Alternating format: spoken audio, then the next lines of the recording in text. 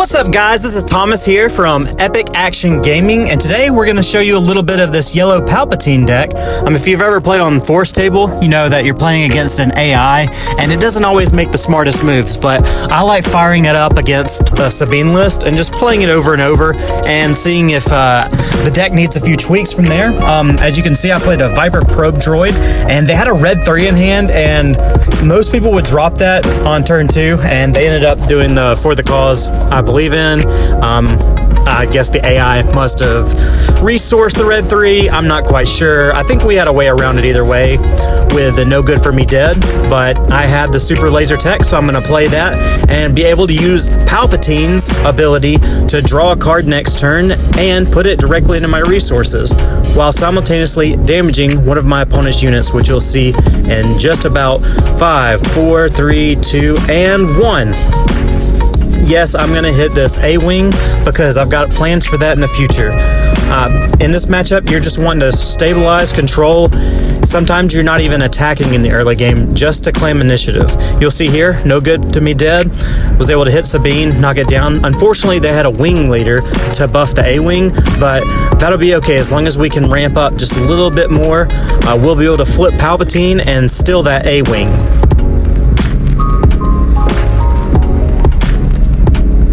But not even gonna have to wait that long, folks. Traitorous, and it's mine. But it looks like they kept the red 3.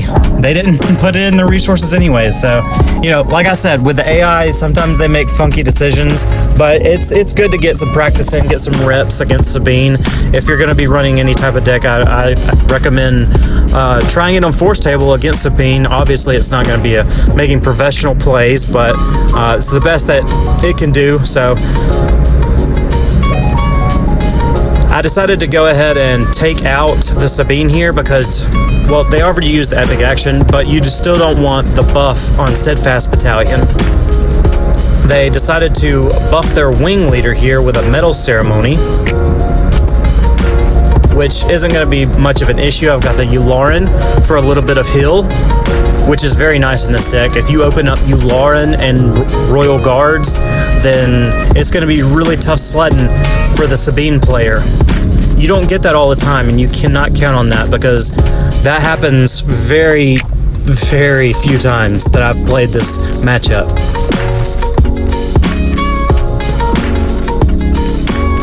One thing you'll know about Force Table is that you can actually play it on your phone. If you put in a deck at SWU database, you can try on Force Table. It'll load the deck straight to Force Table, and you can actually play on your phone. I'm screen recording from my phone at this point.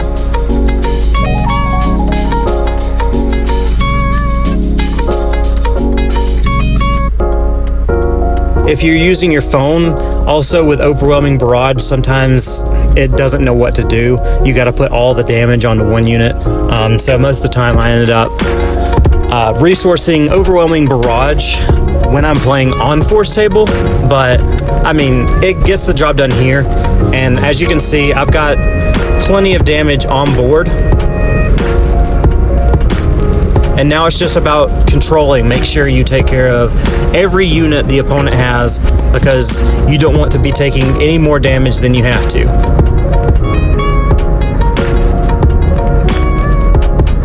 Another thing that the Force Table will do is Sabine will ping most times, and you'll end up with the initiative, which you won't have if you're playing in real life. So just be wary of that as well. Keep that in mind.